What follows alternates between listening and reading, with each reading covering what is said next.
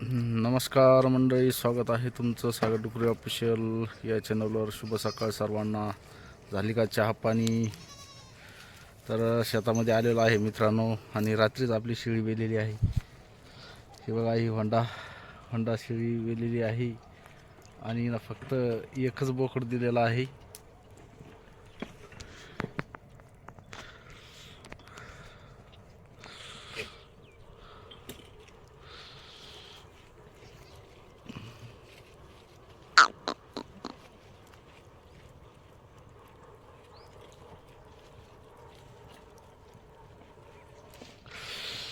एकच बोकड दिला मित्रांनो, हिवंडा. तर कधी कधी असं पण होतं की एकच बोकड दिलेलं आहे ना, एकच बोकड देतं शेळी. होतं कधी कधी काहीतरी, समजा बोकड छोटा असेल, शेळी मोठी असेल, तरी पण असं होऊ शकतं. आता ही दुसरी वेळ आहे या होंडा शेळीची, कारण की शेळी मोठी आहे पण हिला बोकड तसा आपल्याकडे अवेलेबल नव्हता. तर त्याच्यामुळं असं होतं. आता ह्याच्यामध्ये काळजी काय काय घ्यावं लागते. आता मी आहे एकला बरं का इथं, त्याच्यामुळं तुम्हाला मी अगोदर सांगतो आणि नंतर मग मला ते पर्याय करावं, कारण मी तुम्हाला व्हिडिओमध्ये लाईव्ह दाखवू शकत नाही. कारण का आता शेळी वेल्याच्या नंतर काय करावं लागते, ते ज्या पिल्लांच्या खुरा आहे त्या खुराचं आपल्याला मागच्या व्हिडिओमध्ये पण मी दाखवलं होतं. त्या ज्या खुरा असतात त्या शेळी वेल्याबरोबर आता नाही काढतात, आपल्याला जास्त वेळ झाल्याच्या नंतर नाही काढता येत. पण ज्यावेळेस शेळी वेती त्यावेळेस जे पिल्लं असतात त्या पिल्लांच्या खालच्या खुराचं जे टोकन असतं ते टोकन काढणं आपल्याला खूप गरजेचं असतं. कारण ते टोकन जर नाही काढलं ना आपण, तर समोर चालून ज्या खुरा असतात पिल्लांच्या त्या खुरा फाकतात आणि नंतर त्या मग अशा चपट्या होतात. तर त्याच्यामुळं आता जर हे पिल्लांचं समजा काढलं, आता हे याचं नाही काढतात आपल्याला, कारण की हे बराच वेळ झालेला. रात्रीचं वेलेली शेळी, रात्री किती वाजेला वेली काही माहीत नाही, पण आमच्या बंधून मला फोन केला तेव्हा मी आत्ता सकाळी आलो. तर बघतो तर हे पिल्लू खेळत होतं. बोकड आहे मित्रांनो. तर याचं काळजी घ्यायची म्हणजे काय करायचं, त्याचं टोकन काढून घ्यायचं थोडं थोडं असं खालचं. आणि नंतर शेळीचं ज्यावेळेस तुम्ही शेळीला दूध म्हणजे पिल्लांना दूध पाजणार आहे त्याच्या अगोदर काय करायचं, कास चांगली धुवून काढायची. कास ही कोमट पाण्यानं धुवून काढा आणि स्वच्छ धुवून काढा, आणि त्याच्यानंतरच आपल्या पिल्लाला दूध पाजा. काय होतं माहिती का, आता बरेच दिवसाचं कास तर तशीच असते, आणि ज्यावेळेस शेळी येते त्यावेळेस ती जी घाण असते, त्याला चिटकती पाठीमागून, आणि त्या घाणीपासून मग बॅक्टेरिया असतात त्याच्यामध्ये जास्त. त्याच्यामुळे काय करावं लागतं, धुवून काढायचं. धुवून काढल्याच्या नंतर चांगलं स्वच्छ धुतल्याच्या नंतर मग पिल्लाला पाजायचं, जेणेकरून पिल्लाच्या पोटामध्ये बॅक्टेरिया गेल्या नाही पाहिजे.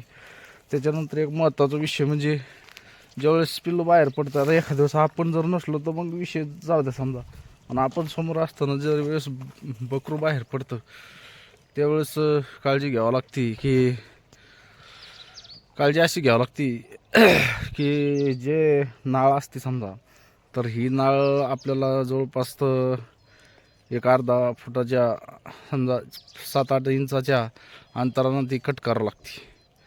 ती त्या लोखंडाच्या साह्यानं कट करू नका, कारण की जेणेकरून त्या शेळीला इजा झाली नाही पाहिजे, पिल्लांना इजा झाली नाही पाहिजे. त्याच्यामुळं काहीतरी वेगळं पद्धतीनं एखाद्या नवीन ब्लेडनं कट केली तरी चालती. आणि त्याच्यानंतर ज्यावेळेस शेळी होती त्यावेळेस काय करायचं, हे शेळी आहे ना, शेळी चांगली धुवून काढायची स्वच्छ. तिचं जे अंग असतं सगळं व्यवस्थित धुवून काढा, जेणेकरून तिला पुढं चालून आसड्या किंवा आळ्या पडल्या नाही पाहिजे. अशा पद्धतीनं चांगली स्वच्छ धुवून काढायची. 2-4-8 दिवस तिच्यावर थोडी लक्ष राहू द्यायचं. कारण की कसं असतं, ज्यावेळेस नवीन शेळी वेलेली असते त्यावेळेस त्या शेळीचं जे समजा घाण असते, तर हे बॅक्टेरिया घाण पडतात बाहेर पडतात. ज्यावेळेस आपण शेळ्या बाहेर चारायला नव्हतं त्यावेळेस काय होतं, जे आळ्या समजा ती माशी असते जे अंडे टाकतात, त्या माशी त्या याच्यावर जर बसल्या तर तिथं जखम तयार होऊन नंतर त्याच्यामध्ये आळ्या तयार होतात, आणि नंतर मग ते थोडं जर जात. त्याच्यामुळे अगोदरच काळजी घेणं खूप गरजेचं आहे. आणि विषय असा आहे की आता ही ना, दुसरी वेळ आहे हिची, कारण की हिच्याकडं काय बोलायला, आपल्याकडं बोकडं छोटा असल्यामुळं अशी कंडिशन होऊ राहिलं. तर आता बोकड मोठा आहे आपल्याकडं, ह्यावेळेस जादा होत असतं, कधी कमी जास्त लाभ असतोच. तरी पण बोकड खूप छान दिलेला आहे, बघू शकता तुम्ही. हा बोकड आहे, एक नंबर बोकड आहे. आणि बोकडाची हाईट पण चांगली आहे मित्रांनो.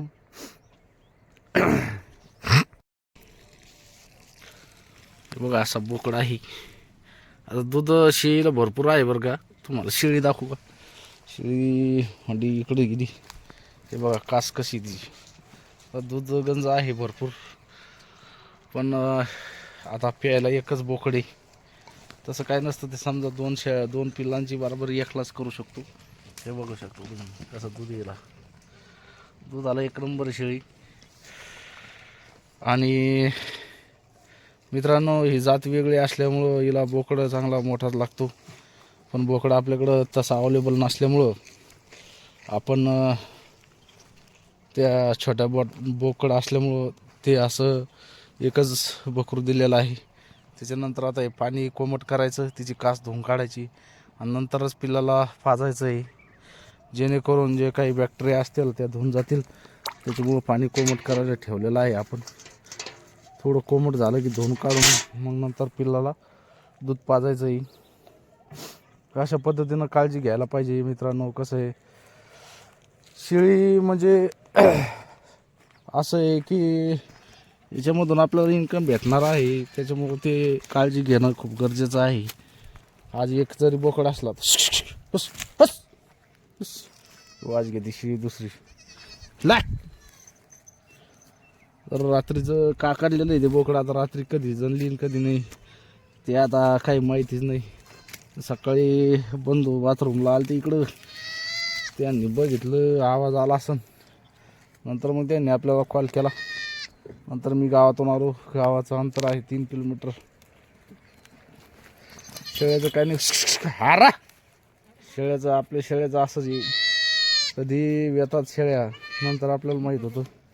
तरी आतापर्यंत कुठली अडचण आलेली नाही, किंवा कुठलंही आपलं एखादं बोकड किंवा पाट असं म्हणजे दगावलेलं नाही आहे. फक्त कसं आहे, लक्ष द्यावंच लागतं फक्त. पण ते आता विषय काय झाला, रात्रीचं वेल्यामुळं आणि थंडीचं प्रमाण खूप जास्त आहे मित्रांनो, त्याच्यामुळं थोडं येत नाही आपण शेतामध्ये सकाळी सकाळी. तर आता शेळीला धुवून काढतो, शेळीची कास धुतो आणि याला पाजवून घेतो एकदा, कारण की कोवळं दूध हे लवकर पाजलं गेलं पाहिजे. जेवढं लवकर कोवळं दूध पाजसान तेवढं पिल्लासाठी खूप चांगलं आरोग्यदायी असतं. तर अशा पद्धतीनं आपली शेळी वेलेली आहे. होंडा होंडा हां कशी मारती बघा पिल्लांना दुसऱ्या, कारण की आईचा जीव हा खूप असतो. अरे हो हो होंडा हो होंडा हो, बघा बघा तो बोकड पण कसा रगेले. असं काय नसतं बरं का, 2 बकराची बरोबर एक पण बकरू करू शकतं, की 2च बकरं पाहिजे पिल्ले पाहिजे असा विषय नाही. दूध भरपूर राहणार त्याला, त्याच्यामुळं ते पण एकदम चांगलं क्वालिटीचं बनणार आहे आपल्याकडं. काकडलेलं आहे ते थंडीचं. चला तर मित्रांनो, भेटूया नवीन अशाच नवीन व्हिडिओमध्ये. जय जवान जय किसान जय हिंद जय महाराष्ट्र.